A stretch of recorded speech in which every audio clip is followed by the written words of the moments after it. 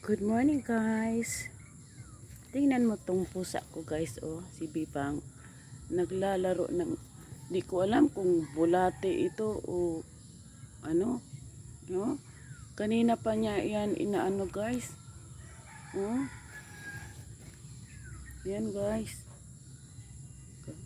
Lagi laruan niya guys.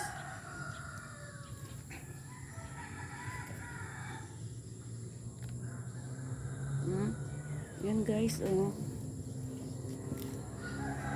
Anong gagawin niya dyan? Naglalaro siya guys. Pinagpraktisan niya, oh. Parang maliit na ahas ito ba guys? Maliit na ahas. Yan, oh.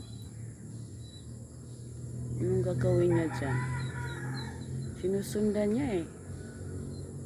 Tingnan mo guys. Oh, maliit na ahas. Hindi naman niya sinaktan. Laro-laro lang, oh. Guys, oh. See guys? Galing ni Bibang, nakahuli.